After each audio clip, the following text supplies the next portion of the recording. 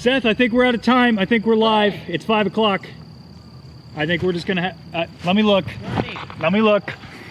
No, we're live. Hey, everybody, how's it going? Gosh, I know this is awkward. We're out in the woods, still on Tantus. Seth is still looking for Bernie, the battle droid. It has been a week. We've been camped out here. I mean, at this point, I just don't think we're finding him. We're not finding him. We'll find him. It's not like he got up and walked away.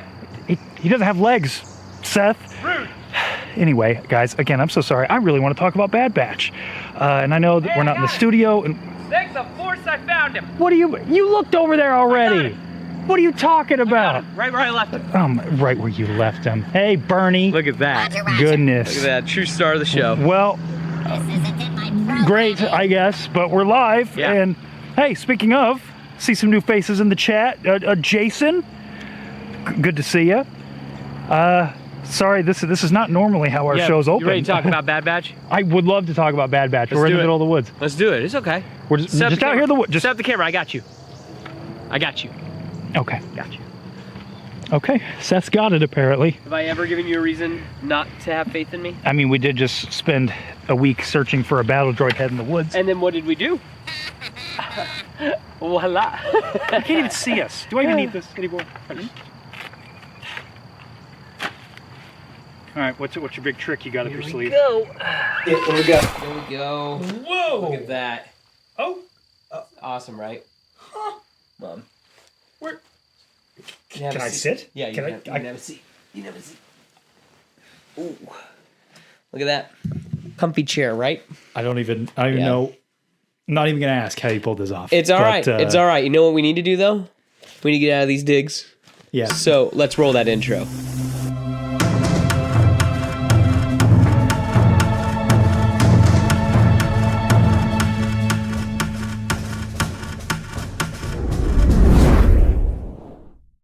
Ooh, hello there, you feel everyone. better? I feel, yeah, it is. I tell you what. Yeah. I'm glad we're not that armor, dude. It gets intense. But he's worth it. He's totally worth it. I'm glad you found him. Yeah, I'm glad you found him. Yeah. I didn't enjoy staying on Wayland for that long. Yeah. But you can you don't have to wear those. It's okay. It's okay. Well, You just Hey, how's it going, everybody? Can y'all hear me? Y'all hear me? We all good? Testing. 1, 2, 3. You just tossed him across the room. He's all right. He'll be fine. Oh my goodness. He'll be fine. Wow. Yeah. Well, welcome to another episode of Beyond the Dune Sea. Before we get to our favorite comments, I do apologize. I can't pull up comments today, like live. I, of course, will be interacting with everybody in here, but I can't actually pull them up for some reason. So it's okay. It's just, you know me, I'm a novice when it comes to this stuff. It's just like, it be what it be, you know what I mean? But hey, before we get too far in though, we got to talk about some favorite comments from the past couple weeks. And before I do, just saying hi to the chat, because my goodness, there's so many of you guys in here right now. Yes. Tales from Tashi Station. Hello there. We got Reese Phillips. Sir Django Fett, our newest member, master tier YouTube member. Thank you so much for that. Spencer Mortis throwing the George Lucas emojis. I'm loving it. And Django throwing in the Vader emojis. Love seeing that. Matt, good to see you. Brianosaurus, Matt Carvalho, Jason, mentioned you up at the beginning. Nice to see you in there. Who else we got? I'll make sure I don't miss anybody. KDO. Glad to see you guys, and I agree, KDO. We do need a wiki for the lore. Don't worry, I've been taking notes. It's just the wiki is just our lives. Like, this is just what we do every day. You know what I mean? Yeah. So anyway, without further ado, I've been waffling on for too long. Time to get to my favorite comment. You didn't even introduce yourself. I didn't. You didn't. I mean, my name's right there. This is Beyond the Dune Sea. My name's right. It is. Right. I did say welcome to Beyond the Dune Sea. I mean, I felt like it was all just very fit. My name's there. But you should introduce I'm yourself. I'm Konnor, by the way. Hi, how's it going? And I'm Seth. It's good to see y'all. Welcome to another episode of Beyond the Dune Sea. We're just, gosh, we're still technically in the woods, so we like are in the woods. My mind's just a ramble. I get that. Like, it's cold. Yeah, I know. I should have kept my jacket on. Yeah, I know. I don't know why you didn't. That's why I threw a hoodie on. Yeah. Anyway, my favorite comment, as I'm trying to get to, my goodness, I'm sorry. from last week, I made a little short about Crosshair, or it's from this week, it's actually a couple days ago, about Crosshair and the can I pet that dog? That meme. Yeah. One of my favorite memes. And Isaac.n.126 says, this is how dads be when you get a dog, LOL. I thought that was so funny. Can I pet that dog? Can I pet that dog? The first time I ever saw that meme, it was with this little girl. And there was like a railing and then a black bear. And she just like, can I pet that dog? Can I pet that dog? And mom's like, no. And I thought that was where that audio comes from, but it's not. It's from, okay. I was duped. I was very upset when I They gotcha, huh? They did. They gotcha. Yeah. Okay. My favorite comment is from Matt. Oh, sorry. He cheated. He has two. I'm sorry, my bad. But from Matt 66801, I'm on board with Seth. Oh, I guess I need to give background. This is from the moon video, the infamous moon video, because I decided to talk about the moon, and some people thought it was cool, and other people thought it was the most ridiculous thing they've ever heard. But I'm team. I wish we had a bigger moon, and I'm sticking to it. And maybe I just need to. I don't know. I have random thoughts and I just say them, and I don't know, maybe that's a good thing, maybe that's a bad thing. But anyway, this is from Matt. He said, I'm on board with Seth. My friends, if I have also had conversations about how it feels like we got the short end of the stick, that our planet only has one moon. Feels like everyone else gets a bunch. Isn't that true? Wouldn't it be cool if we had more than one moon? I get like that there's be all kinds of crazy stuff going on if we had more than one moon, but that's okay. Here I am talking about moons. And then my second comment, this is from I picked two. Yeah, you did. Yeah, I'm sorry. I had to. My second comment is from Jojo underscore Swaggins. This whole exchange had me rolling. But dude, Seth has a point. You are not alone on that train, my friend. Yes, we need a bigger moon. I don't know how we do it, but we should have a bigger moon. It's like the bigger Luke theory. It's like, that Luke got taller or something? Yeah, have you ever heard that? It's ridiculous. It's that. No. Yeah, he has. There's two Lukes in the original trilogy. One's like 3 inches taller. Interesting. Yeah, bigger moon. Yeah. See, this is where I would love if I could pull up comments. I apologize again that I don't have that running today. Yeah, that is more complicated for some reason than on OBS that it needs to be. What are they saying? But KDO says Seth's wiki would have a controversial take section. 1, Qui-Gon isn't that cool. 2, bigger moon. I like that. We got some requests to do hats that say that, and I think it'd be super funny to have like the Death Star and then says we need a bigger moon. We need a bigger moon. Okay. All right, I like that. So I've been working on merch, as you know, but I got more than a couple requests for that. I was like, really? Are people into the meme? Like to the meme merch? That really surprised me. But hey, you know what? Yeah, that's cool. That's cool. So into the topic of the day. So this week we had a new Bad Batch episode. We did. Which I got to be real, just right off the bat. I was going to throw it to you for your 1 minute review, but I can't. I'm chomping at the bit. I got to say it. You talk. I'm over here just, So that was one of my favorite episodes this week. So Bad Batch season 3, episode 5, The Return. One of my favorites in the whole series so far. I think that this showed... This series has always kind of had a give and take with the adventure of the week type stuff. Sometimes it felt a little more on the filler side, towards season 1 in particular. But this show is really more character driven than it is plot driven. And I think they hit a really great balance in this episode where it was like, we got that adventure of the week with the snow worm, and we get what Bad Batch has become known for, this great action set pieces and, teamwork and all of these things. It's really, really great. But it was this like symphony with excellent character development. Last season, we saw a little bit of that, like with Tech, with the adventure of the week stuff. He got a lot of great character development in episodes that kind of had nothing to do with the overall plot. Yeah. But here I thought they really they're hitting a nice pace, and I hope it maintains for the whole season. But as of right now, this episode, I love it. Gotcha. I love it. I'm going to echo that a little bit. Echo. Anyway. So you've said it before. I'm going to repeat you. echo you, if you will. Like the show is so good in those quiet moments. Yes. And yeah, there was a big action set piece, but there was still a lot of quiet moments in this episode.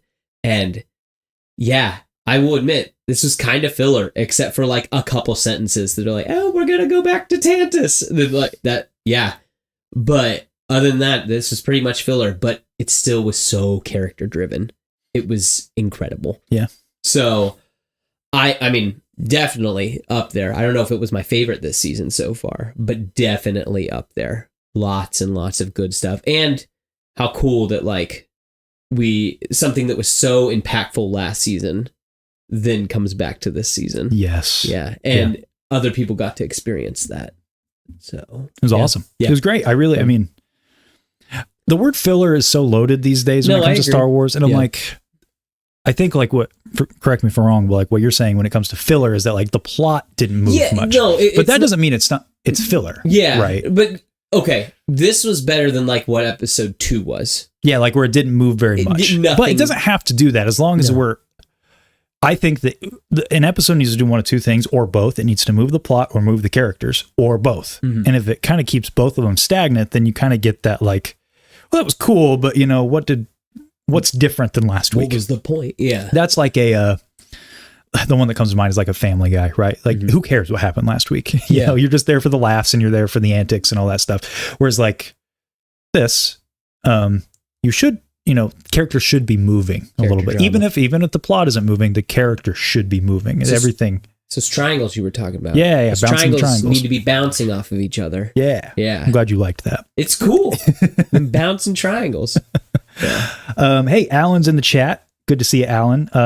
For those of you guys who are arriving, I apologize. I'm not able to pull up the chat messages. I know I suck, but I will be still interacting with you guys as we go. I just won't be able to pull them up on screen. Zeus 3135. Good to see you. And the Hunter and Crosshair moments were huge. Yes, we will get into that. Yeah, KDO, those snowworm appeared just in time for Dune 2. I did think that was, there's no way they planned that, but I think that's neat. It's fitting. Yeah, it's just like, so into our kind of 5 takeaways from this episode. Mm-hmm. There are a lot to chew on. Yeah. The first thing I want to mention was just onto that, the snowworm, kind of the least important aspect, but a nice vehicle for the story. Yeah. Why is it always a big monster? Yeah. You know what I mean? Like, just cool. I liked that was... Did you think right off I thought it might have been a Rhynak or Rhynak. That's that thing that Mando electrocutes in the first episode of Mando. Remember with his... I thought that was it at the beginning. No, that's just a big water creature. Oh, okay. I was thinking that in the beginning. I'm like, oh, that's kind of cool. That that's nice reference to something else. It's not true. So it's gonna this thing was worm. This thing, Y. Right. I saw that on my second rewatch. Yeah. So it's gonna sound so stupid, but I didn't notice that it was a worm on my first watch. I thought it had legs. It's oh. Well, maybe it had little legs. Yeah, I don't know. Yeah. I was just to be fair, I did watch it during some breaks at work on my first watch. Yeah. Because that's how I usually make notes. Because I didn't, since we weren't recording the show on Wednesday like we usually do, I was like, well, I'm not going to get up early. Did you skimp? Huh? You skimped? You didn't get up early? I didn't get up early on Wednesday. Who's over there? What are you looking at? Call yourself a fan. Oh, my goodness. My goodness. Listen to him. Wow. Oh, my goodness. But yeah, I enjoyed the idea behind the worm, this big creature. It's like, hey, the batch has to overcome thematically they have to overcome a big hurdle together. Yeah. So it was a nice way to kind of communicate that. Like, it didn't overstay its welcome. And it was a good, I thought, plot device. I really dug too that they even acknowledged we have to get it back over the barrier and then turn the barrier on. Because as soon as they were talking about, we got to get the barrier back on. And I'm like, won't they lock it in with themselves? And then they said that. I'm like, that's good. Because I feel like if this was 5 years ago, they would have just been like, whatever. Yeah, I feel you. Yeah. Yeah. And then also, you got to prime the breaker 3 times. You got to pump it. Did that make you think of anything? I know you mentioned this to me before, but I've only seen those movies one time. it's so cool that like it's from Jurassic Park. Like as soon as they said that, I'm like, oh, it's so cool that like because last week we got a Jurassic Park: The Lost World reference pretty much with them unleashing all the animals and everything. I just like that, you know, it's because like Indiana Jones and Jurassic Park are like kind of like they're quasi Star Wars. I kind of feel like that they're Spielberg, you know, and him and Lucas were good friends. And well, Lucas even helped finish up while he did the audio, didn't he? Didn't he do all the audio mixing or something like that? Well, I'll be honest, I don't know. He did something with like the final like touches on the movie because Spielberg went off to go do Schindler's List. Yes, that's right. Yes, you are correct. I remember. So yes, it's in the Star Wars family. So I just think that that's so fun. Yeah. When I watched this episode for the second time, actually, for the second time with my wife, she hadn't seen last week's episode. Yeah. So we watched them both back to back. And when it got to that, like all the animals being let out, she's like, wow, this is like the same dinosaurs and everything. Yeah. Pretty much. She called that out too. I thought that was funny. Yeah, again, the Prime and the Breaker 3 times. I'm like, this is so fun. I was waiting for like someone's severed arm to come out, but I'm like, there's no way they can do that in this show. Oh, good stuff. It is good stuff. Good stuff. So like the other thing was with this episode, the whole opening I thought was really beautiful. Omega waking up. Yeah, just a lot of show don't tell. She wakes up, you get a lot of like, I love Hunter sitting there drinking his coffee. Yeah. Like, I don't know why that cracked me up. But then going down to Crosshair, you know, on the beach, and he's training. Yeah. And you get so much information about these characters in that moment because she comes down. You have AZ there. I like seeing him. Yeah. Katie, glad to see you. Glad you popped in. Thanks for popping in. And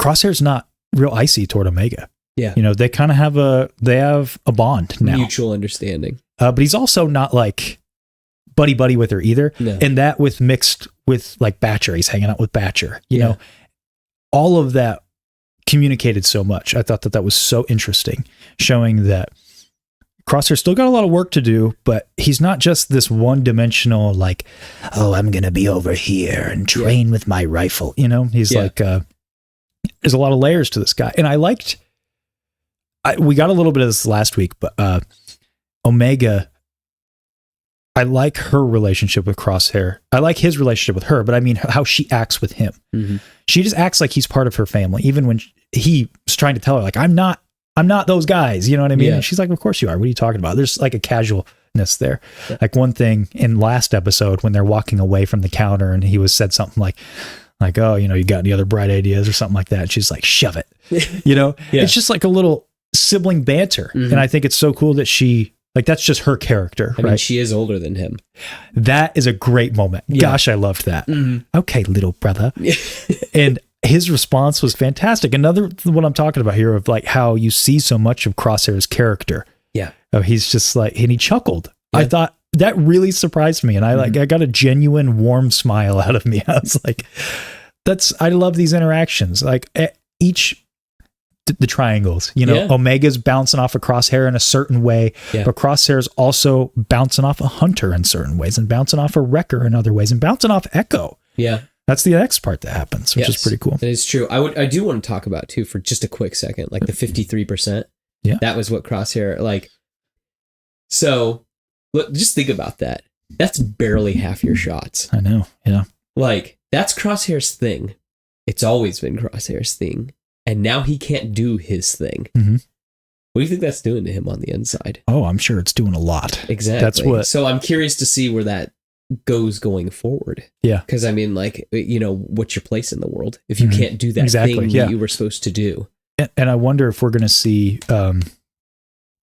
if he's going to try to get it fixed or if it can be fixed. Yeah. And I want to know if they're going to go into how it happened in the first place, like how his hand trembling, if that was just because of the trauma on that planet with the outpost that we go back to in this episode, or if that's some other issues, you know, if it was deeper than that. I heard a theory this week. It might have been on Dark Side Secrets with Will, DiamondFigs, and Tony, Star Wars Sith, on their show this week, saying that maybe as they were experimenting, they extracted the gene that made him special. Interesting. And Yeah, it was them because they joked that maybe they were trying to create like a super scroll, like all of the Bad Batch into one. You know, goodness. I don't think that's going to happen. But they got to fight him at the end. Yeah, Hemlock's got all their powers. Yeah. Oh no.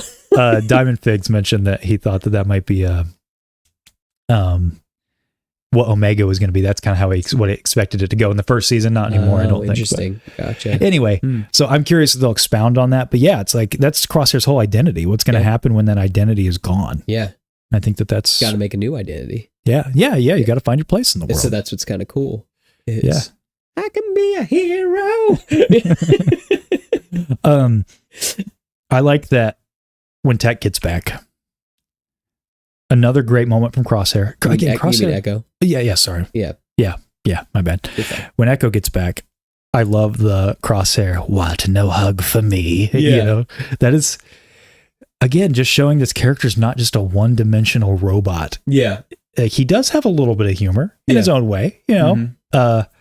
I just think Crosshair's so well written. Like he is. He's almost he outshines everybody he's in the same room with, except for Omega. I think they work really well together. Yeah. It is interesting though. Didn't that seem kind of out of place when he said that? No, I was just kind of like, whoa, because like they don't interact at all really in season 2. Yeah. Because I mean, Echo's nope, they don't interact with anybody in season 2. Or like together. Oh yeah, that's true. So like, I think that's kind of crazy that you know that he'd go and say that. Yeah, I just think that was him. He's fallen back on old habits. Yeah, well, he's trying to also maybe be friendly, and that's his version of being friendly.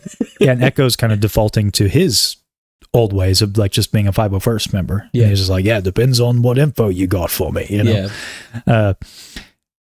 I like that the team gets a moment to mourn Tech. Yes, that was a great moment. Yeah, it also makes me curious. When did Crosshair find out? You don't think that Omega told him? Maybe, but it's curious that we don't see that. Yeah, that's what I'm saying. It's like, that's interesting. Mm-hmm. I'm actually curious for you guys in the chat. Like, when do you guys think that he finds out? Does he find out while he's still in the cell? Because that's my thought. Probably at some point, like while he's on Tansis, Omega probably breaks the news to him. Yeah. I actually had to go back and look because I thought that she told him at the end of season 2, but I couldn't find the scene unless it's there and I just missed it. No, I don't think that they even really interact with each other at the end of season 2. Yeah, I think briefly, but he's like out of it. Yeah. Yeah, see, Tales from Tashi says Crosshair doesn't know yet. I think we'd see that on screen. Well, they're all at that table when Echo is like, if only Tech were talking here. About it. So Crosshair knows because everybody looks away in that moment when he mentions Tech. Everybody kind of holds their head down, and so does Crosshair. Yeah. It's curious that it's off screen. Mm-hmm. I think that I'll get into later why I think maybe they're saving it because I have an idea. Okay. But I'll get into that in a little bit. But okay, that whole, I love them eating breakfast together. It's like, gosh, those quiet moments. Yeah, just the character writing is just off the charts of this. It really is. I love it so much. Yeah. If only the live action stuff could be this good all the time. You know, just throwing that out there. I know that's a little mean, but whatever. Mortis says what was possibly off screen. We're talking about Crosshair finding out about Tech's death, unless we are just all crazy and it did happen. The only thing is, I thought I remembered seeing it in season 2 at the very end, but I went back and looked and I didn't find it. So unless granted I did skim, so I don't know. Yeah. So I want to talk a little bit about Crosshair's redemption before we get into like kind of the two big meats of this episode. Okay. So we see, I was just mentioning like a lot of these little things about the way he talks, the way he's interacting with Omega. I mentioned the "Can I pet that dog?" You know, he's hanging out. He does a lot. He actually finds comfort in Batcher, which is quite the development, right? Yeah. And I thought that, so like when we get to the outpost, I did want to point out too, before we get to the outpost, like they have to go and hook that the data pad to a terminal. Didn't that remind you of Mando? That he had to go. I was like, that's cool that Imperial technology all still kind of works the same way. I didn't even think about that. Yeah, that I just was like, oh, I've seen this before. It's just instead of a face scan, you need to hook up a tablet. Yeah, I was like, okay, that's kind of cool that like Imperial technology, that's just how it works. Yeah. So anyway, continue. I love the symbolism for going back to this place as a metaphor for Crosshair's redemption, because well, first mission back with the batch, last mission with the Empire. Yeah. It's beautiful, and there's so much to it. There's so much meat there. Like one of the big ones, when he gets there, he sees the ice vulture. Yeah. That was a big omen in the episode Outpost. Yeah. Just keep referencing that. That was, if you guys don't know, that's the episode at the end of season 2 where him and Mayday, it's one of the best, forget Bad Batch, it's one of the best episodes of Star Wars television. Star Wars period. It's very, very good. And yeah, we get the stuff with Mayday, right? And he becomes close to these guys, these clones that are being replaced. He goes through a lot in that episode, and we keep seeing this vulture. And to me, the vulture, traditionally, vultures symbolize death, but they also symbolize rebirth. Okay. And so I think here you keep seeing it as this omen, and at the end, Mayday does die. Yeah. And he's not able to save his friend. And here he sees the vulture again. And I think that, to be pessimistic, that could be, some things are yet to come. Yeah. Well, the vulture was leaving in this episode, though. That's true. As opposed to it was circling. Crosshair's letting go of kind of those last little bits. And I think that could be part of it too. Yeah. And we get even further kind of confirmation with Mayday's helmet. And what a scene that was. A lot again, quiet moments, man. No words. Yep. Just putting helmets up. Kind of like it reminded me of the end of Clone Wars. Yeah. Yeah, them putting the helmets up on the sticks. And there's and they don't just stop there either. Like Hunter comes by and he's like, because he's always eyeing him in this episode, but he kind of lets him have his moment because he's like, I've not seen this side of you before. Yeah. Like, why do you care? Yeah, why do you care about these random clone helmets? But he clearly does, and he sets them up. Yeah. Pays a lot of reverence to them. But what I found fascinating about this is each time you see the vulture, at the very end, Crosshair does save his brother this time. Yeah. He failed in saving Mayday. Yeah. Not really by his own fault. Oh, no. Yeah. But this time he does. He saves Hunter at the very end when Hunter gets kind of sucked into the snow with the worm. Mm-hmm. But he goes out, and I mean, you could tell he's not just doing it to do it. Like, he cares about his brother, and he saves him. And it's almost a very similar shot when they're walking back up when the rest of the batch is looking. Mm-hmm. And when Echo has that joke where he's like, hey, there's no blood this time, you know? Yeah. But it's a very similar shot to him and Mayday walking back toward the outpost, but it's a lot happier. Yeah. There's more sunlight. There's less snow. It's clearer. And he does save his brother. And I just think that man, beautiful. And then he sees the vulture, and I didn't catch that, but you're right. Yeah. He does leave. The vulture does leave. Gone. It's not circling as it was before. And I mean, and you know, vultures mean death. What did Crosshair do the last time? He killed his superior officer. Right. His friend died. But in this, he saved his friend. Yeah, and he's letting that go. And I think this time the vulture is symbolizing more the rebirth. Yes. Like Crosshair he's coming back. And the main thing I wanted to hit on this is that, so I gotta be careful how I word this. I love Vader's redemption. Oh. I know. Oh. Wait a second. Okay. Hold your pitchforks down. No, it's fantastic. But that's more of like a spiritual and grandiose and epic and mythical story, right? Yeah. Where it's like on a dime, he changes and he goes back for a son. I mean, the tragedy of Darth Vader, I don't need to say anymore. You guys know. I mean, we're not going to add anything new. That's why we're all here. Right. Yeah.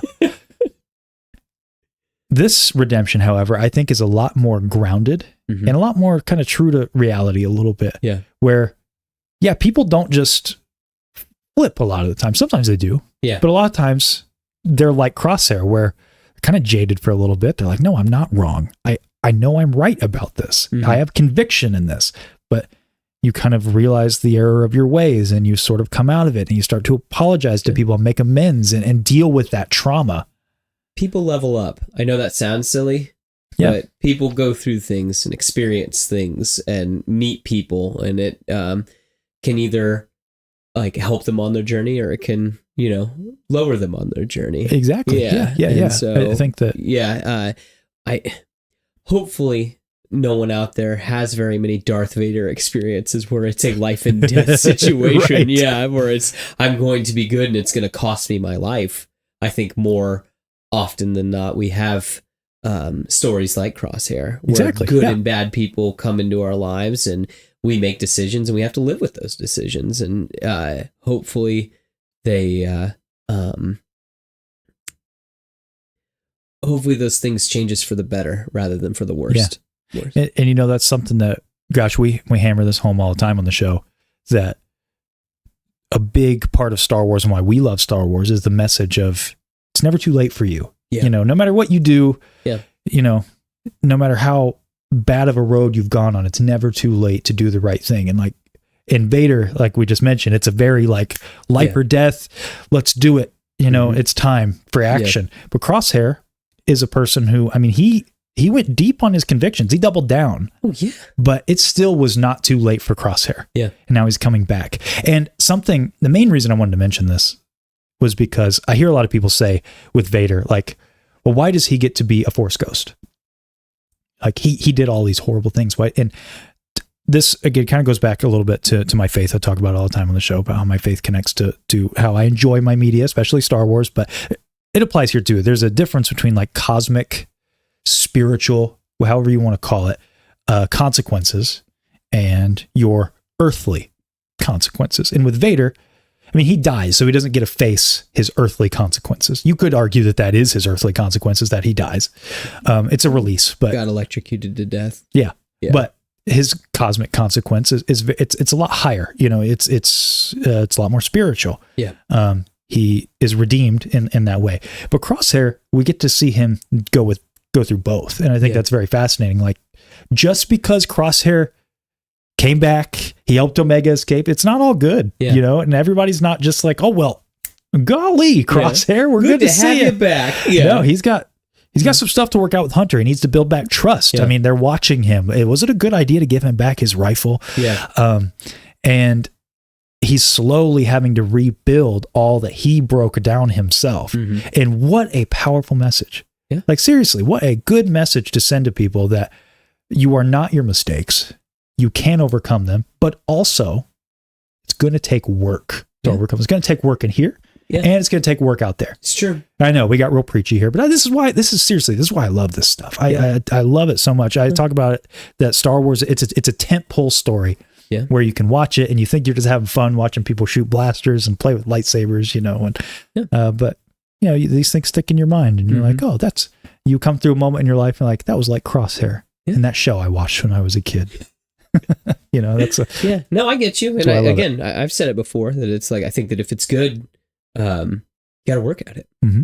Yeah. If it's good for you, if it's bad for you, you probably don't have to work that hard at it. Yeah, it's true. It's true. So, and I think that, you know, Crosshair is going to have to work at getting back, leveling himself back up to being where he was at before the fall, if you will. Yeah. Yeah. No, I completely agree. Just really cool. You talking about them bickering. Who'd that remind you of? Oh. Yeah. Did it remind you of anything?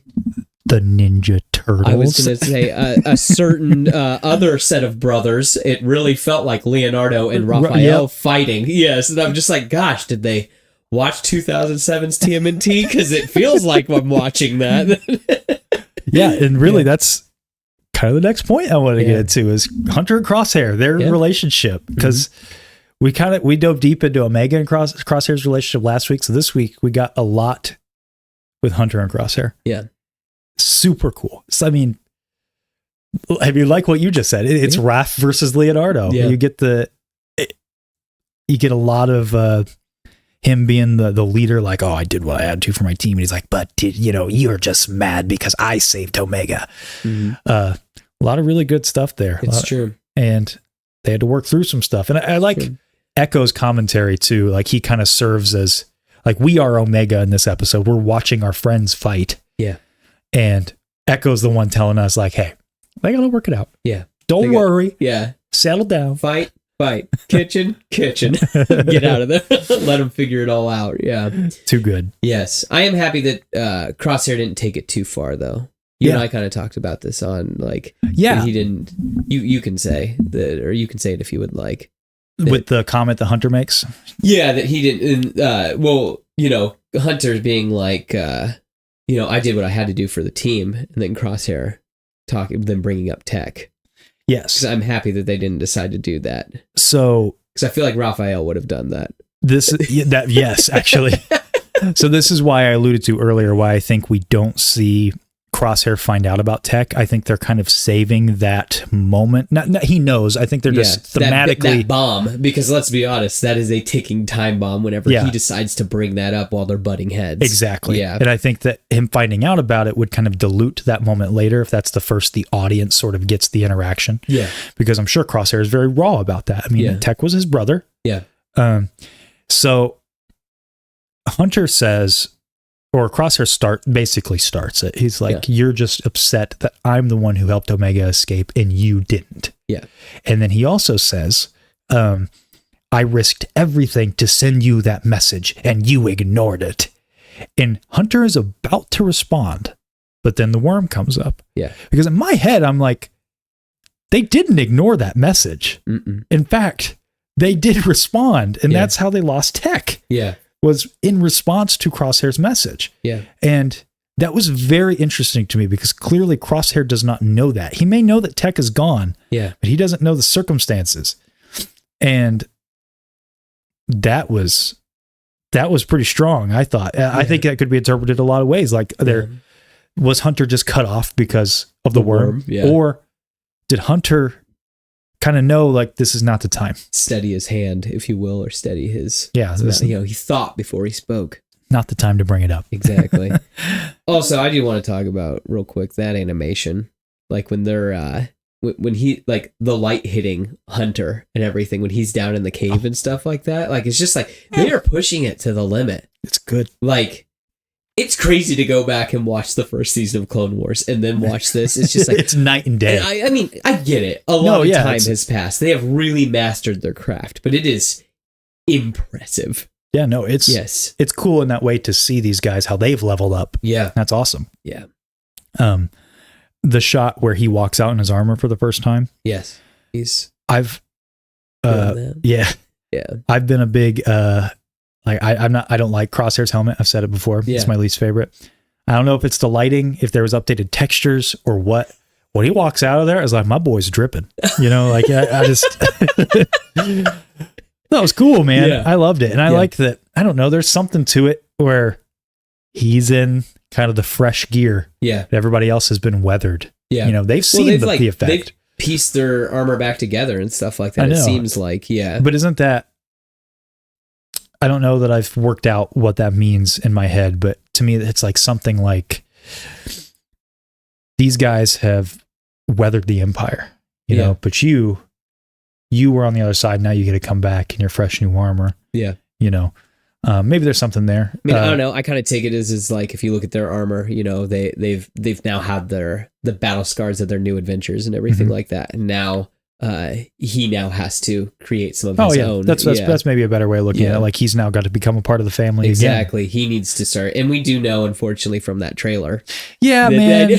I know. Dude, the more this goes on, I'm like, I wish that trailer wouldn't have come out. Yeah, I know. Because we were combing through, and I get it. We said it last week. Like we comb through it. We shouldn't do that, but we do it. But then they released that. It was a week before. It said 1 week, and it was a screenshot of them jumping up onto that transport, and you could see Crosshair, and you can see his armor too. His armor's been painted and stuff like that. It's not like the traditional Imperial outfit. Yeah. It's like, come on, what are you doing, guys? What are you doing, guys? Come on. You didn't have to choose that. Like watching these episodes so far, it's like you didn't have to do that. You know what I mean? Let's catch up with the chat for a minute. You didn't. So we got. Again, I'm so sorry I can't pull up these chats. I'm so frustrated by that. You can't like right click? No, I wish it were. Dude, I don't know why it's so complicated. If anybody out there knows OBS better than me, like I got it working our last stream, but I don't know why. I spent forever and it was working. And then right before we went live, it wasn't working. So, so Alan says for him to thrust Omega and even Batcher into the matter, thrusting her got him out and was huge for him. Beautiful. Even some scenes are direct parallels. Sir Django Fett says, Control-Alt-Delete. Unfortunately not. That is not work. Tales from Tashi says that shot went hard. I assume we're talking about when he walked out onto the ramp. Yeah. It did go hard. Yeah. Pics that go hard. Crosshair tugging on his neck. You know, Alan here with the even his name Mayday is an SOS call. I never thought about that. It's a good call. I didn't even think about that either. It's a good point. Yeah. Huh. I was just thinking about Peter Parker's daughter. She's called Mayday. Yeah. Yeah. Look at me. Look at me. Yeah, look at that. Not helpful at all. Right. Yeah. Yeah. So, okay. Well, on to the... Just seeing if I had anything else. So you got anything else to add before we move on? I think we're okay. Yeah. I think we're all right. We're good. Give me a second. Hold on. I'm pulling something up. Did I hear what? Is there something? Is it the worm? Is it coming for us? I don't know. Just thought I heard something out in the woods. Oh, yeah. I keep forgetting we're out there. I keep hearing like the chirping every now and again. And I'm like, bro. Anyway, so yeah, I'm excited. Where do you think we're headed next week? Well, I mean, they kind of even said it, like, and that's, your 2 lines of dialogue that was said about that. It's like, we have to go back to Mount Tantus. And so, I don't know. And, like, we do know next week is a double episode, right? Yes, it's called Extraction and that's got to be where Infiltration. That has I to bet be that's it with the thing. Yes. Yeah. And I bet, too, Sash Ventures has to be coming. Yeah, I don't think next week. You don't think in this episode? No. Really? I think we're a little ways out for that. Okay. All right. Just my thought. Yeah. Yeah. Sir Django Fett, both of you in unison just looked at the camera. LOL. Hey. Yeah. And then MortisFM. Yo, so what's the deal with your guys' mission now that the batch is together again? That's a good point. Yeah. So, yeah. Look, we've been trying to get a hold of the Bad Batch since this. You know what? Let's try again. Just try to call him again? On stream. Okay. Let's do it. I'm telling you, he's not going to pick up. He might pick up. Barry, do you think he's going to pick up? Would you call him? Bernie, I'm sorry. Oh my gosh, listen Bernie, to you. Sorry. Gosh. What do you guys think? Should I just give the batch a call real quick and we could find out like what's going on with the mission? Because he set us out to go rescue Omega and then, hey, he didn't do it. Look what they didn't even rescue him. Exactly. My goodness, they're calling us slackers. Yeah. We tried. It's just, so it's ridiculous. Yeah. Let me, give me a second. You guys remember these? This is all I got out here in the woods.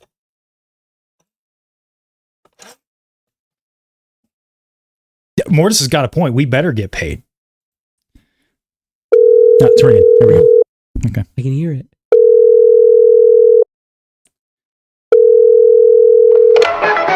You're trying to reach Clone Force 99. That's what I'm talking about. This is Hunter. And I'm Rekka. And I'm Echo. And I'm Crosshair. My name's Omega. And please leave your message after the beep. If you leave your name and where at, I'll call you right back. Yo, Hunter, Crosshair, Omega, whoever's on the phone. This is like my 10th message. Like, we're still on Wayland. Anybody got? What are we supposed to do? Just please get back to us. I told you guys it would go to voicemail again. So, anyway, yeah, I don't. So to answer your question, Mortis, we don't know. We will hopefully find out by next week. And maybe we will get some confirmation because he's been hitting me up. Like, that's what's annoying about this is like he was like blowing up my phone. Yeah. For forever. And then, and now they're over there being cute with their little answering machine. And it's like, come on, guys, like on the Marauder. It's like, glad you got time for that. But, you guys have been together for 5 minutes. So you got time to put that together. Hey, Mortis says maybe we should take up bounty hunting. Hey, now, that's not a bad idea. Interesting. Alan, he's your Sid. Bro. Good call. For the record, I didn't say that, though. Alan said that. Yeah. Just in case people are watching. I don't think so. But yeah, but bounty hunting would be cool. I got the lightsaber. So, like, I can reach it. Easy. Ah, easy. There we go. Yeah. So, I could just, or right now, I've been having kyber crystal issues, so this is what we got rolling right now. But I got this. Yeah. We could go bounty hunting. Yes, we could. So where did you get that? A good question. It is. For another time. Gotcha. What if everybody at home wanted to get that? Check the link in the description if you need a lightsaber. Sabers Pro. Sabers Pro. Extra 10% off your order. It's true. Good call. I mean, we might as well say it. Good call, my young Padawan. It's true. Gosh. So Sabers Pro. Sabers Pro. Beyond the Dune Sea promo code. If you need a cool lightsaber, they're worth your time. They're worth your time. They are very Dude, cool. That was so fun. That project. Exactly. Doing the little sketch. Yes. It's good stuff. I want everyone at home to have fun. By the way, little fun fact, just because since we're off the beaten path now. I mean, we're literally off the beaten path. I know. True. While we were making that, Seth knocked me in the knuckles with the lightsaber. You remember that when you were a kid? It brought back so much pain and memories from like when I was a child. You're the one that wanted us to fight. I know. I didn't want to fight, and you were like, "Well, you know what you're doing. Let's just do this." That's and true. I mean, yeah. I'm sorry. Yeah. Anyway, I'm sorry. So before we get to fan questions, if you guys have fan questions, please put them into the chat. I have a bunch queued up from this week. How we do that every week is on Instagram. I put up a prompt asking you guys to ask us anything, usually around the topic of the week. So Bad Batch in this case, but it can be about anything. So I've got some queued up, but we'd love to take some questions live. But before that, we're bringing back an old favorite since we got a little time and we're live. You OG fans will remember Power Battles. Oh, that's right. Power Battles coming back. Okay. You really want to do this now? We're going to do this right now. I better not get Count Dooku. That's all I got to say. So this is I'm talking like this is OG Beyond the Dune Sea right here. Yes. So if you guys don't know, on each of these cards is character names.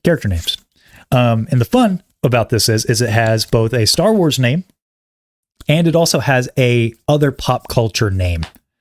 And so we could choose to either fight together like two Star Wars characters or a Star Wars character and a non-Star Wars character and have some fun that way. Mm-hmm. So for the first one, we'll just do two Star Wars characters just to prime. And they're fighting each other. They're fighting each other. And who's going to win? We got to argue it. All right.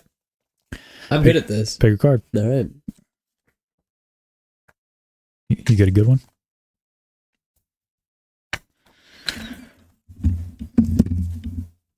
Okay. All right. Who do you got? Ezra Bridger. Anakin Skywalker. Oh, not even close. Let us know in the chat who wins, Anakin Skywalker or Ezra Bridger. Yeah. It doesn't even matter. You got to argue it. What? You got to argue for Ezra. I have to argue for Ezra. You pulled it, but how does Ezra beat Anakin Skywalker? Well, the only chance is that it's 10-year-old Anakin Skywalker or 9-year-old Anakin Skywalker. Just sun-kissed face on Tatooine just finished the pod race, and then Ezra runs up and punches him in the face. That's it. That's all he's got. Just slingshots throws him into Sebulba's pod, into his engine. That's it. That's the only thing. I love it. All right, we'll do another one. Okay. Throw that. Pick another card. Okay. We'll do two more Star Wars characters. All right. All right, who you got? Formerly Darth Maul. Maul. Yeah. Well, know the answer to this one. Oh. Palpatine. Oh. Man. Dang. Okay. We're pulling two Force users. Yeah. Okay, wait a minute. Let's have some fun. I'll say my non-Star Wars character. Okay. Versus Maul. Sauron from Lord of the Rings. Oh, Sauron destroys him. Yeah. Yeah. Does he though? Yes. Yeah? Sauron? Yeah. Does he have the ring? No. I still think he beats him. Yeah? I think it's weird when it comes to Sauron because he's like disembodied. But I mean, he still has a body. But then how do they fight? It's like... He has a body. Yeah, I guess kind of. He's like at the top of a Barad-dûr. Yeah, right? he's hanging out there. He's got a body. Yeah. Yeah. Reese's Phillips. The mental image of Ezra kicking little orphan Annie in the head is hilarious. Yeah. Man, okay, let's try this again. We keep pulling like two Force users. It's fun when you get like characters that don't usually interact. Yeah. Like Ezra and Orphan Annie. Yes. Okay. You guys in the chat, give us 2 people to pit against each other, and we'll argue it. Yeah. Okay, here we go. Okay. What do you got? Who you got? Ahsoka Tano. Captain Rex. Oh. Ahsoka. You think? Yes. Okay, let's really think about this for a Okay, second. yeah. Break it down. Huh. Are we just doing like there's no emotion? They're just fighting. They have to fight. They're just fighting. They have to fight. Which Ahsoka, I guess. There you go. Let's do Because we got to do Captain Rex in his prime. season 7. Seasons. It's over, baby. Because do you think Darth Maul can beat Captain Rex? Yeah. She beats Darth Maul. Yeah. Twice. I know the one thing with Captain Rex, I'm like, does he have prep time? You know? Or like 60 of his little buddies hanging Yeah, out. that's what the I'm one thinking. Like, chance. does he have the 501st? Yeah. It's like, well, maybe he has That's a different. chance. But just, okay, now let's add another layer. Oh, man. Emotions. Emotions. Who would shoot who? Who would do Who it? would pull the trigger on the other? Yeah. Ahsoka. No, I don't think so. Really? I think she'd let Rex. You think she'd let Rex shoot her? I think if it came down to it and there was no other choice, it was either Ahsoka has to kill And Rex. you don't think that Rex would lay down his blaster for Ahsoka? That's what I think that, like, that's in my scenario, I'm thinking of here is like he's finally overcome by Order 66. yeah. It's before the chip. Okay, let's reimagine the scene. Let's reimagine the scene of Order Okay. 66 on the Yeah. it's on the Venator. Yeah. It's just those 2 in the room. That's it. Execute Order 66. It's Yes. happening. Yeah. She comes in. He tries to fight it. The tears. Fine, fives. And then it closes. Yeah. She wipes out all the other troopers. Yeah. But then it's just them. Yeah. And she's fighting for dear life, all on the defensive because she doesn't want to hurt him. Yeah. But it's coming down to like, okay, he can't fight it anymore. Yeah. And he's just going ham. Yeah. I think he either wears her out or Yeah. she's finally like, you know what? I think you're out of I can't- control because I think that she throws one of those hot sticks in her hand and just ends I mean, it. she could. I'm She saying, could. would she? I think she would because I think she knows, like, thinks that she has to get back to Anakin and Obi-Wan to figure out what the heck's going on. Yeah, Survival instincts, man. that could be true. Who trained her? Yeah, but it's Rex though. And there's that scene of like It's Ahsoka. like they're She good can't soldiers, die. Rex. But Dave Filoni's not involved in this, okay? Like they're good soldiers, Rex. Like they may die, but I won't be the ones to kill them, you know? Yeah. Maybe. All right, whatever. Okay, let's see what the chat says. So we got Thanos versus Maul. Does Thanos have the Infinity Gauntlet He's got the Infinity Gauntlet. I think all Maul's, the time? Yeah, Maul's toast. But otherwise, Maybe. let's say it's on Titan. So he's got the Infinity Gauntlet, but not all the stones. It's over. For Maul? Yeah. Yes. Like, it's not even close. I mean, Iron Man's ever able to hold him off. for like a second. What's Darth Maul going to do to him? He's got the Force. So what? Like boom, boom, Thanos boom. will throw a moon at him. And then Maul could just. And they get crushed. No, that's fair. Yeah, Maul's toast. Afternoon, gentlemen from Seriously Star Wars. Good to see you in here in the chat. Greedo and Dog the Bounty Hunter. Where's it at? Where's it at? Where's it at? Is Dog on his home turf? Is he in Hawaii? Is he? Sure. Greedo's toast. He's done. Yep. He's Who gonna shoots first? No, he's not gonna shoot that. Dog doesn't carry a gun. He's got pepper spray. He's gonna take him in and he's gonna make him think about his life. It's gonna happen. Oh my gosh. Yeah. I love that. It's gonna happen. That's awesome. He's gonna give him a cigarette. He's gonna make him think about his life, and then he's gonna make him sit in the back of his Suburban. You watch a lot of Dog the Bounty Hunter. I just know about Dog the Bounty Hunter. Mortis says Ventress versus Dirge. That's fun. It's a fun mashup. Dirge. Really? I mean, Kenobi's able to beat Dirge. Anakin kills both of them in the old canon. Yeah. Yeah. So Like, is it that scaled up though that you think they even Ventress? I don't know. I mean, like, my whole thing is like, is she gonna be able to get past the whole like him being able to regenerate and everything like that? Is she gonna be able to work her way around that? I think The that whole- because Sith are more violent, And they're not gonna be thinking through everything. well, but and Anakin beats him by finally throwing him into a sun, right? Well, yeah, but So, like he used his own trap against him. is that like Dirge had this whole thing wired, and Anakin threw all the bombs at Dirge. Yeah. And so like it was Dirge like prepping for that. Yeah, no, I hear you. Yeah. Gotcha. So Yeah, okay. Yeah. Real quick, just wanted to give a shout out to all 25 of you guys in the chat. Oh my goodness. Thanks so much for being here, guys. We try to get in the habit of doing some more interactive type stuff. We got some plans I'm pretty excited about. Can't talk about it, but yeah, one in particular that's like, it's cooking. we'll see if it works. It's cooking. We'll see if it works. It'll work. Nah, it's fine. Nobody can see. We got like a cloaking thing on the outside. We stole that from Braun, Yeah. the cloaking technology. So Yeah. that's what we're at. Tails from Tashi, you got to run, fellas. See you, Tails. Thanks for popping in. Max Rebo, Battle of the Bands with, from the Brontosaurus. It's a good question. Battle of the Bands style. Max Rebo. I mean, Jedi Rocks is awesome. So L take. Moving on. So, man, this show is just all over the place today. you don't like? Wow. Okay. I'm not a fan of Jedi Rocks. You're No. out of control. I like the beat to it. Exactly. I just, Look at it as just a song. Don't care about what's on the screen. I can't Why? get past it. I don't Why? know. I just don't like it. Whatever, man. Just don't like it. Okay. Whatever. Lofty neck. Yeah. Moving on to fan questions. So I Okay. got some here. If you guys have any questions, I hope I'm not missing any. Don't think Zillo Beast versus the Mythosaur. That's wild. I think Mythosaur's probably got that. How big's a Mythosaur though, compared to how big the Zillo Beast is? The Zillo Beast is enormous. It's not all about size. How big's the Zillo Beast? I mean, it's pretty big. It's a kaiju. I mean, they're both kaijus. Is it that big, really? I mean, it's pretty big. The Mythosaur. Is it though? It's like I felt like it was big, like maybe like it's a like house. bigger than a Rancor. Yeah, for sure. I'm thinking like house big. I'm thinking the Zillo Beast is like skyscraper big. So If it steps on it, it it's just over. the Mythosaur will be crafty. You think so? Yeah.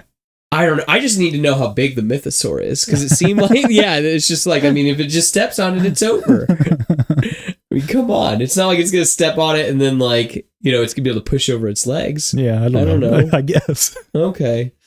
So moving on to some fan questions. Again, if you guys have questions you want to ask live, by all means, put them in the chat and we will get to them as we go. And yeah, we'll just get right into it. First one from Rippic_10. What's your favorite lightsaber hilt? And if you had it, would you change whatever color it was? Man, these guys been in our group chat. We've been talking about lightsaber We hilts. have been, yes. What's yours? So favorite one to swing or favorite one just aesthetically? I don't know. Pick whatever category you want. Gotcha. So aesthetically, I mean, I gotta go with the Skywalker blade, the Anakin's, then to Graphics. Luke's, and then yeah, and then to swing, Obi-Wan's from Attack the Clones and Phantom Menace. So smooth, Okay. so smooth. And no, I would not change because I think that if I had a lightsaber, it would probably be blue. So also, I do like a Shard Hetz that has like the leather around it, and then like the I'm a fan of leather on lightsabers. Yes, I and don't then, like wood on lightsabers. and it has like the beads and stuff like that because he's a Tusken Raider. I'm real into that. So there you go. MortisFM says shiny flex or OT Graflex, Seth. Here's a slight difference between them. The control boxes are slightly different. Oh, how it's gold and then not? Is that what you're talking about? That's one of the differences, yeah. Gotcha. I like how it looks in Revenge of the Sith. I like really when it looks like it has a switch on the bottom, like Yeah. for the thumb. That's really like the piece that I like. Oh, 'cause it's that's skinny. I'm sorry. Skinny. Skinny flex. My bad. I couldn't tell you. I just, again, like my favorite part is that it has the switch on the bottom, so it looks like that you could actually turn it on one-handed. Like I hate in Force Awakens, Dude. that Oh, they press the I button hate on that. the top. Yes. I hate it too because Because I'm that's the blade length. exactly. But you Ugh. know, whatever, it's fine. That's a good question. Which one? I would probably say also the Graflex, Yeah, the Anakin, Luke, Rey. Yeah, it's fine. No, it's a lineage, baby. I don't like the version where it has like where it's welded back together. I think it Yeah. loses a lot of its aesthetics and probably ergonomics as well. Yeah. But which one I prefer, I don't know, to be honest. I'm a sucker for that one in A New Hope. I love the story behind it, that it was an old camera flash. Yeah. I would love one day to find one, like an OG one. In the wild. Yeah, that's a dream of mine, to go to a pawn shop or like a flea market or something Just and like one just sitting stumble there. across one. Because I look every time and I found ones that are similar, Yeah. but not the original.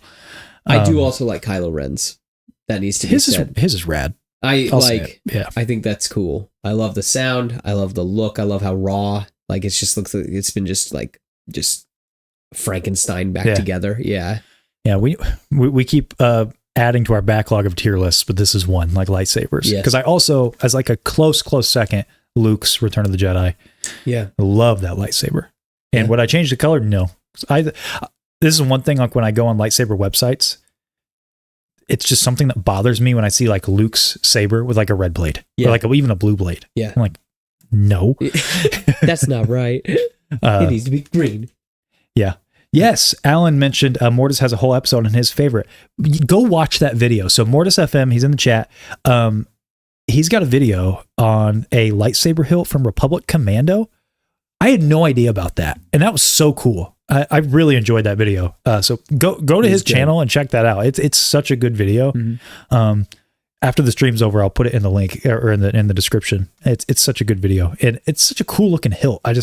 Yeah. What a cool little piece of Star Wars history. Yeah. But he does a really good job of like explaining it, the lore behind it and everything. Mm-hmm. It's very, very cool. Reese's coming in with this hot take. Hot take. I prefer the thin Rebels blades over any other. Wow.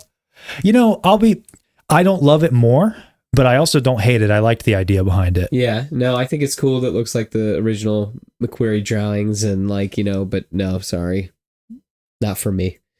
Not for me. So let's see what everybody else in the chat said. They said, Brownosaurus, does the engraving on Mace Windu's not push it up the list? A little bit. I'll be real. Mace's saber, I'm not a big fan of the purple. Yeah. I also, his hilt is kind of generic to me. I like the gold on his. I think it works. Electrum lightsaber. Yes, his Electrum lightsaber. Yeah. Greg Foskett, Kylo Ren. Cole says Kanan Jarrus. And yeah. So I do like great how stuff. his, you hook it together. Yeah, that's neat. Yeah. That's neat. I always wondered why. Like, is it Because- just to disguise it? Yeah, to hide it that he's a Jedi. Yeah. Yeah. I don't know. I actually like his hilt quite a bit too, Kanan's. One hilt I don't like, Ezra's with the blaster. I think it's cool. Like, it's unique for Ezra, but I'm just not a fan of it. I got you. All right. From Sir_Django_Fett, who's in the chat. Who is your favorite Star Wars artist? Like, drawing, painting. Anything. I mean, John Williams. Fair enough. Yeah. I was going to say, is it a cop out to say George Lucas? Yeah, I don't know. Yeah, now that multiple people have worked on it now. Yeah. Yeah. I like Bryce Dallas Howard's work as well. She's great. Yes. I do like her. Who's doing Bad Batch, because that's awesome. Brad Round, Jennifer Corbett. Loving it. They're doing a great job. He's commenting. Yeah, I like this. My favorite Star Wars artist is Sabine. I like that. I like that. Trying to think who else I would put on that list. Unfortunately, I'm bad about this. I don't know a lot of artists like who do really good like print art and stuff. He's saying something over here. Who? Like Django Fett? Yes. He like Bartok or McQuarrie. Okay, so people who do like print work or like painting work and stuff like that.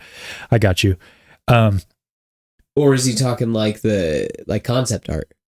Because those are two concept art guys, right? Yeah, maybe anything. I guess I don't know. Okay. See if he's let us know if you have a specification. I do really like McQuarrie's art. And then I think that's a yep. Gosh, why am I forgetting his name? Who did the prequel concept art? Is it Bartok? Is that who did it? Yeah.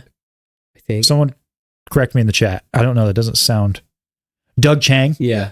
Is that it? That sounds more familiar. Did Doug Chang do the prequel art? No. Yeah. Okay. Okay, we're waiting.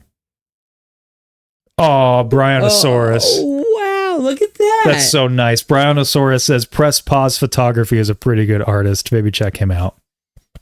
Thank you. Appreciate yes, it. True. I am proud of what I do over there. I have some fun. Yeah. Yes, Doug Chang did the prequel art. That's what I thought. Okay. Gotcha. Yeah. I'm a McQuarrie guy. I love that just like even with Force Awakens, they just went back and looked at his drawings and just tried to make things. Yeah. So good. lot of good good. artists. I Yes. mean, Star Wars kind of struck gold. Yeah. League of Extraordinary Sixers, Jenna McCollins, aka Batu, at Batu_Mando_art is a dope artist. Man, I wish I could pull up comments. Yeah. So I could show that. Yeah. Yeah, just because I'm kind of from this world, there's a lot of toy photographers I like. So on like a smaller scale, I'll say like Visual Approach Photo is one of my all-time, like, I look up to him as an artist. He's a very nice guy too. He produces incredible work, and he's a like, you'll look at it and not even realize it's toy photography, but the guy, he builds stuff. He does a lot of great miniature work. He actually, So he did the one with the finger. Is that him? no, that's Space Ace. Okay. Space Ace underscore photos. He's another one of our, he's one of our viewers. Yes. He did a great photo the other day. Yes, he made a paper mache finger of the father, that statue, and did a recreation of Dave Filoni's concept drawing for season 2 of Ahsoka. Yeah. It's really good. It's a really good photo. So yeah, Space Ace is great. Space Ace underscore photos, I believe. I'm going to look that up because I don't want to get that wrong, because I really like his stuff and he's a good dude. Let's see, Space Ace X underscore photos. So great work there. Visual Approach is great. Shooting the Galaxy is also great. He works for Hasbro now as their toy photographer, but he still does his own independent work sometimes. There's a million people I'm forgetting right now, but that's kind of, since that's my world that I kind of play in, I mention a couple of those guys. You have any? You really have a lot of artists that you like. No, but I can't think of anybody off the top of my head. It's sad that I'm just I'm over here like, I got nothing. But yes, there are lots of awesome Star Wars artists out there. Yeah.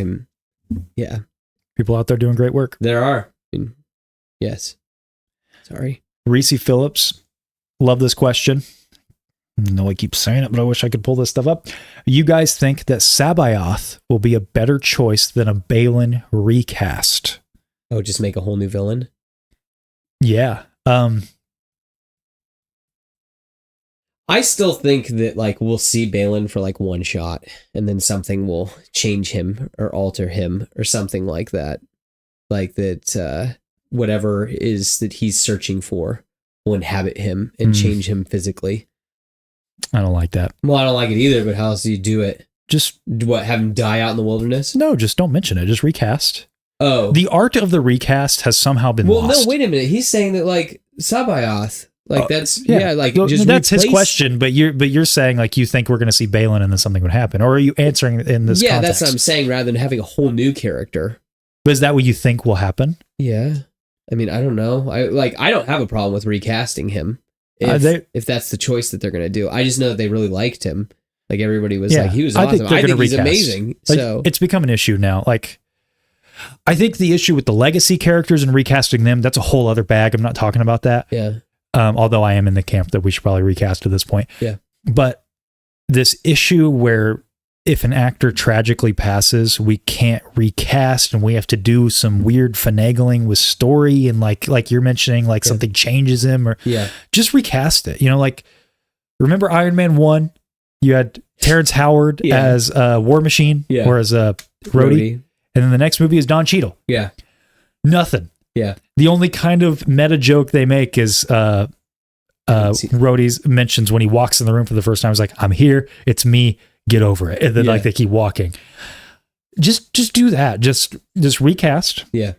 You can still pay a lot of respect, in my opinion, in my perfect world, recast, but the person who takes Ray Stevenson's place should build their performance off of what Ray did rather than trying to build it from the ground up. Yeah, do their own thing. That's what I would like to see. But I mean, this is, like I said, I think we've lost this art. Like there's a big, I know this is a very kind of controversial topic, but with Wakanda Forever, with Chadwick Boseman, very tragic. I mean, the guy was Black Panther, you know, and I don't think they made the wrong choice. Don't get me wrong. I don't think they made the wrong choice. I actually think what Ryan Coogler did with Wakanda Forever was quite touching by making it about that. Yeah. I thought that was a really nice tribute. But I don't think it would have been wrong if they recasted that character. Yeah. Because Black Panther is kind of, it's bigger than Chadwick Boseman as an actor, you know. Yeah. That's not making an equivalence between the two, of course, because he was terrific. He's a terrific actor, and it was extremely tragic that he lost his life, and also heroic that he was Continued working going, like yeah. and didn't tell anybody, right up there. I find him extremely inspiring. So like I said, it's not a wrong choice. There's been a precedent set that it just keeps going, right? Yeah. But to answer your question, and the follow-up right here, this is terrific. Reese says, or better yet, he's Balin's master, so Sabaoth. I would be down for that. I could be okay with that. That could be a way to work it in there. So if those of you who don't know, Joruus is the clone. Joruus Sabaoth is the Jedi Master who dies, and his clone is one of the big bads in the Thrawn trilogy. The original Thrawn. The original Thrawn trilogy.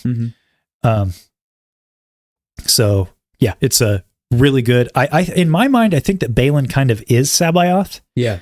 Like he takes the place of that character. Yeah. Like a lot of what they're doing with Thrawn and like the story going forward, it feels like it's taken the broad strokes of the Thrawn trilogy and like we're kind of, you have the shelf that Sabaoth needs to stand on. Okay, we'll put Balin there instead. Yeah. That makes sense to me. We've kind of theorized that maybe the Night Sisters are the Nogri and things like that. Yeah, so I have not finished all 3 books yet because we have Tales from the Archives. Quick plug. Monday, we're going over Dark Disciple. So How far are you? How far am I? We'll find out on Monday. Oh, okay. I guess we'll find out. So yeah, we're actually going to have a little dual action next week. We'll have the stream for Tales from the Archives on Monday, the 11th, and then our normal show on Friday. Yeah. So that'll be really fun. Going over some of the chat. Django Fett says Jake Bartok is doing a medieval Star Wars mashup. Really good. I have seen those. Yes. They're excellent. Where they're all in armor and stuff like that. Yes. Yes, those are really good. Yes. Mortis says they would make me upset. I think they're going to recast him. He has too much good material. I completely agree. Yeah. Let's move on to the next question from Todd Chadburn, 1501. Why is Bad Batch so good? And why has it taken us so long to realize it's the best Star Wars show? It's my second favorite. What's your first? Mando. Yeah, that's right. Yeah. So I think that they stick this landing. It's probably my favorite. And I think it just overall, it's probably the best. Yeah. And especially it's going to have a lot of power because it's not an ongoing show. It'll be like, oh no, there was a beginning, a middle, and end. Yeah. And that's a very, yeah. That helps a lot with your case. Yeah. I'd write you a shorter letter if I had more time. Yes. One of my favorite quotes. No, yeah, it's great. I think that a lot of people were probably like me, where they heard this announced and was like, I watched those episodes in Clone Wars. I'm not interested. Yeah. Like, I liked them, but I'm not going to watch a whole show about them. Yeah. But I gave them a shot and I'm like, I'm glad I did. I'm glad I did because now we're here. It's good stuff. Tales from Tashi Station. Which, by the way, I don't know if I've shouted him out on the show. He has his own show as well. He does a lot more bite-sized. So if you're tired of us being all long-winded all the time, because man, we're an hour and 20 at this point. He does great little bite-sized breakdowns. So check out Tales from Tashi Station. When do you think we will see the rest of the sequences from the trailer? Next 3 episodes, says I. I think it has to. Yeah. Yeah. I bet they're still working a little bit on stuff at the Nah. It's picture locked, dude. Sir. They were working on Rise of Skywalker. That's Rise Weeks. of Skywalker. You can't do that with animation. Okay. Yeah. We'll see. It's done. Okay. It's locked. All right. Whatever. I would be, if that somehow came out, I would be extremely surprised. Rise of Skywalker was a unique case. Yeah. Where they were like filming Adam Driver in a closet on the Tonight Show to get some lines from him. Like that is unusual. It is. That is the only time I can ever, it's not unusual for them to do tiny things. Like there was the Avengers, the shawarma thing. That was between releases. That was a thing. Yeah. Mm-hmm. Or there was a, Return of the King, I think it was a week before it came out. They did a last minute change to the film stock. They had Andy Serkis film something in his pool. That's insane. Yeah. I think they finished it a week before, but it was filmed like a month before, something like that. Yes. Mortis, glad you said that. Talking about Tales from Tashi Station, he says he's not here, but keep an eye out for something this weekend. Yes. Tales from Tashi Station's been teasing something. Some special project he's got dropping, I think he said on Sunday. So be on the lookout for that. That'd probably be worth a sub in and of itself. All right. Moving on to the next question. BC underscore Scrubs. I wish somehow we could get our streams to work out with our Australian folks. Yes. It says, if you could pick a Star Wars era for the Bad Batch creative team to handle, what would it be? Easy. Post Return of the Jedi, man. I got to see my trio. Yeah. Doing something. Yeah. I know your answer's not that, right? I don't know. Is that it? I don't know. Because you always mentioned Ben and Ray. Yeah. That mine would also be post Return of the Jedi, but mine would be a little further than yours. So yours wouldn't be the trio, it would be Ben and Ray. I would like to see Ben and Ray. That would be cool. I would like to see our trio first, and then after that, they can do stuff with Ben and Ray. That'd actually be a good sequel series. You're pregnant. Oh. I think we'd probably see young Ben. That's what I'm saying is like... But if we're going to get stuff with Ray, it'd probably be better for a sequel series. Yeah. Owen __ oh, geez, wow. Owen _Anderson_4. Why do you think Star Wars is so special? What sets it apart from other franchises? Oh man. Oh my. Wow. Loaded question. We should probably just start the stream again, don't you think? This could be a whole show. Maybe we try to get to the heart of this a lot on the show. What's the secret sauce? What's that Star Wars DNA? Yeah. I had a conversation about it today. That someone saw the new Dune movie, and they were like, a lot of it kind of reminds me of Star Wars. And I was like, yeah, but like George took a sci-fi thing and put a fantasy spin on it and made it kind of like a Western. That's what kind of makes it different. As opposed to like Dune, which I consider that straight science fiction, basically, like just real grounded in that. There's some fantastical elements to Dune, but like it's still very, very sci-fi. Yeah, there's some. Yeah, it's definitely more sci-fi than it is fantasy. Yeah, but I think that is that thing, and I mean with the original trilogy, it's that family drama. It's that thing that everybody can attach to that story. Yeah, I mean. We've all been Darth Vader. We've all been Luke Skywalker. We've all been Han. We've all been Leia. We can equate those things to happen that have happened in our lives. Yeah. Yeah. I think it's tough for me to really nail home because like when I say Star Wars is a tentpole story, I mean like it's that campfire story. I mean, it's mythology. It's modern mythology. And what was the purpose behind that? Yes, there was religiosity to that too, but mythology also was there to help shape your morality, right? And it was helped. It was parallels. It was parables and all these things, right? Yeah. And then, as time went on, then you have campfire stories, and you have novels, and you have the great authors. You have. I mean, Tolkien. I was about to say, you think they'll ever tell tales about us, Mr. Frodo? Yeah. Like it's that. It's that. It's And I know this is a bold claim, but I stand by it. I think George Lucas is to cinema what Tolkien is to the fantasy genre and to fiction as a whole.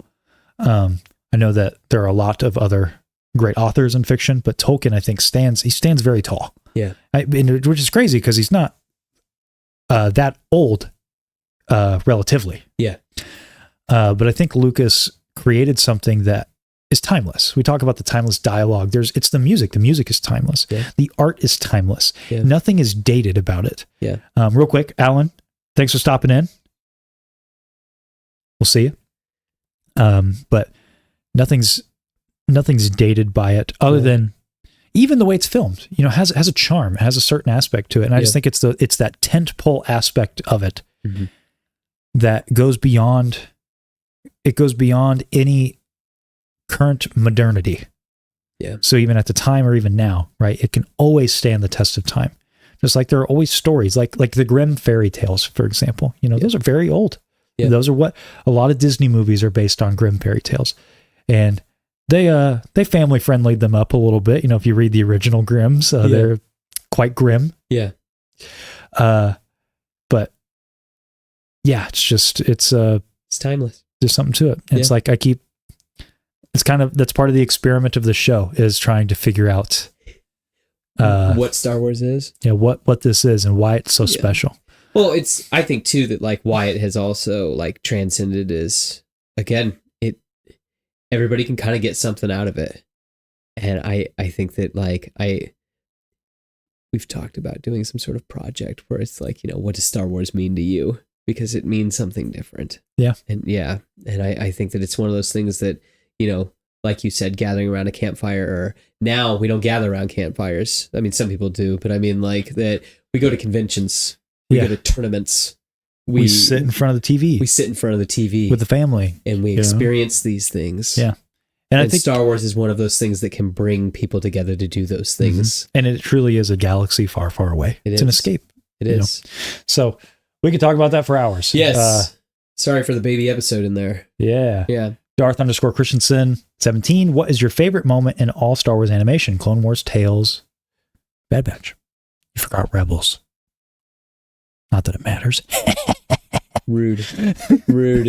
I might have to go, even though I'm not a huge fan. Maul's death is pretty powerful. Really? Okay. Yeah.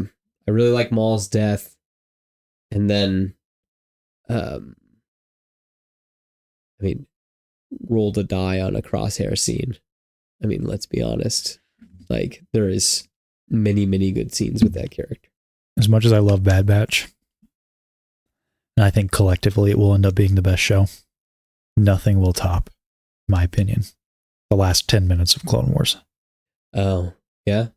That is really, really good. It's incredible. It is. And if I could nail it down to just one, it's that final shot. Well, I mean... Yeah.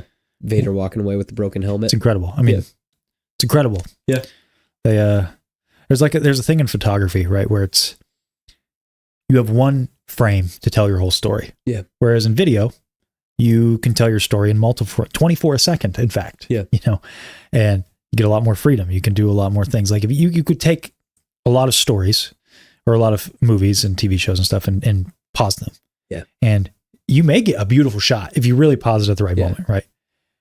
But you might get T-Rex and the banner falling in Jurassic Park. Yeah. It's awesome. It's definitely stuff like that. Yeah. But there's also going to be moments where you'll get a blurry face walking across the frame. Yeah. Things like that, right? Because you need the whole 24 frames to tell that part of the story.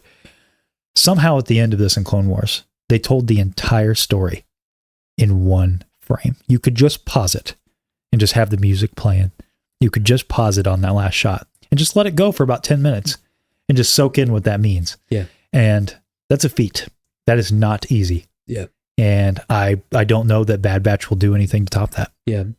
Then, since you talked about, I guess, the Maul versus Obi-Wan scene around a campfire, like, I think that's just incredible with the, it's good. Just with their lightsaber stances changing, and then Maul trying to attack him like how he did against Qui-Gon, that it's, he hasn't learned, but Obi-Wan has learned. And then in the end, bitter enemies, all they have kind of is each other alone in the desert. Yep. Like, it is kind of beautiful. It's incredible. Yes. And even though people have said, like, I want to see that in live action, I'm like, no, I think it's great as animation. I completely agree. Yes. And I think it should leave it as is. Yep. All right. We got 3 more questions left before we end the show today. Michael_Kramer98. Do you think there could be a show about Mandalore the Great? Yeah. Yeah, I was going to say it'd be tough because I don't know. They seem to be scared of the Old Republic. So I don't know. I kind of like... once they finally rip the Band-Aid off and do some just different animation, I know they play with it in Visions, but I'm talking like in a dedicated series. Yeah. I don't remember what it was in, but that like art style where they told the story of Tar Vizsla. You know what I'm talking about? Where it's like that ink. Yeah. Yeah, where it almost looked kind of like... it just looks like it's ink on paper. Yeah. Yeah. Dial that up a little bit. Do it like in Harry Potter, the Deathly Hallows. Yep. I was going to say Deathly Hallows. That'd be like sick. Like an old kind of samurai thing. Just have some fun with it, you know? Yep. Have like a little short story that's maybe like 3 to 6 episodes, something like that. Yep. Owen_Anderson_4 again. Rot's question: why did Palpatine take a long pause while giving Anakin Darth Vader his name? There's an answer to this. You want to answer it? I mean, he's like literally tapping him. Henceforth you will be known as Darth. He's like listening to the dark side. Literally, like that's in the book. It is. If you read the Rot's novelization. Yeah, he is like literally letting, and that's that sound he's making, I think. Yeah, the growl. Yes, that he is, he's just being consumed by the dark side, and the dark side whispered his name to him. Yep. Yeah. I think that's cool. Yeah. I think it's cool. Yes. I had to put that in there because I think that's a fun little piece of trivia. Yeah. BLOORE on Mandalore. Dude, the dude's crushing it over there. Go check it out. He's awesome. Yeah. I have him in the description. He has he had a little intro he teased today where the outfit, man. He's got like this hat. Yeah. He's got the stash, the coat. I'm like, this man dripping with stuff. Here I am in my like lame hoodie. Yeah. You know, It's cold out. yeah, I know, but he's got a cool coat on, and it's the stash. And I'm really jealous of him. Like, man, I can't pull off a stash like that. Yeah. I shaved my beard off for Plagueis a few weeks ago. I'm still trying to get it back. I was like, that was a mistake. I lost my beard like that. I need that. Anyway, I didn't read the question again. Do you think Omega will get her own suit of armor next? I want to see her level up.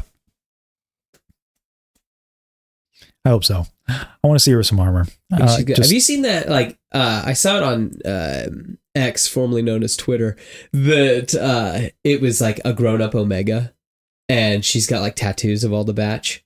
Like she's got like Crosshair's rifle on her back. She has like 99 on her like forearm, and then she's got like 99 across her, and it's just kind of like, but she's got Hunter's armor. Oh, yeah, and it's like been modified. Oh, and it's like, dude, I'd be okay with this. Like that she's a like piece honoring from each of their armor. that she's like honoring all of them. Dude, and Crosshair like shoulder pad. That like, yeah, I was gonna say, I don't know if that's what, I don't remember. Like she's got tattoos of all of them in one way or another, and I'm like, dude, that's sick. Like that, I'd be down for that. I would be down for that. Yeah, that's a good idea. Mm-hmm. Huh. So, but yes, I do distinctly remember she has Hunter's helmet. Wild. Yeah. Okay. Yeah. Huh. Yeah. Interesting. Yeah. Well, that's our final question. As always, thank you guys so much for participating in that. I always love seeing the questions every week. You guys always have some fun ones. Had some really fun ones this week. Yes. Catching up with the chat for a minute. Darth Sin, didn't see you pop in there. What's up, guys? I'm late to the live, but glad to be here. Well, I'm glad you're here too, Darth Sin. Django says Tolkien was written to use our imagination, while Lucas had it written and filmed to see his imagination and us to expand on it. Yeah, I mean, that's part of the magic of Star Wars. It was like the first thing that sort of, it wasn't just imagining it, like you could see it. Yeah. I mean, yeah, there were other visual effects heavy movies, but Star Wars kind of pushed it to the next level.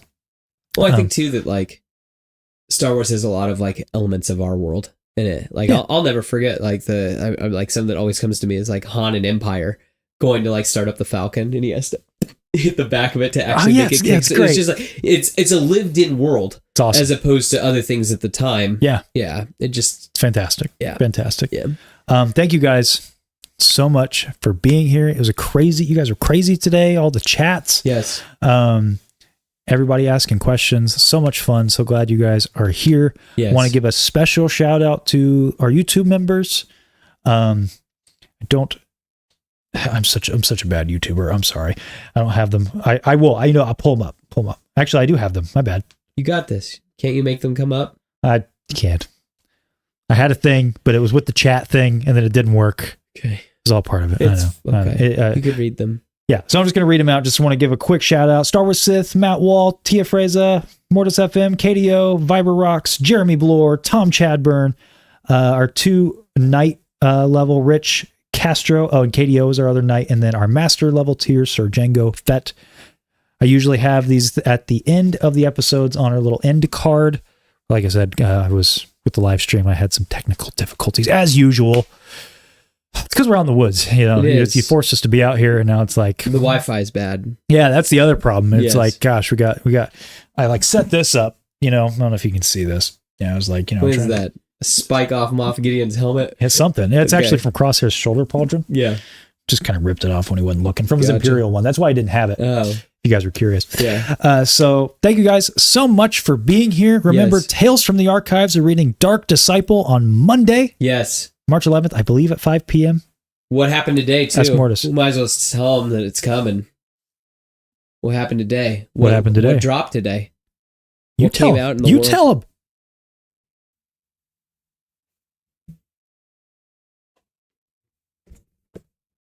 A new Star Wars card game dropped. We're going to talk about it. That's coming. Expect some content on that. Yes. Be a lot of fun. You might as well just know it's coming, because I'm excited. You should be too. So, yeah, that's happening. Yes. Yeah. And we'll see you guys, of course, next week for more Bad Batch discussions. Once again, Thank you guys so much for tuning in, and we'll see you guys next.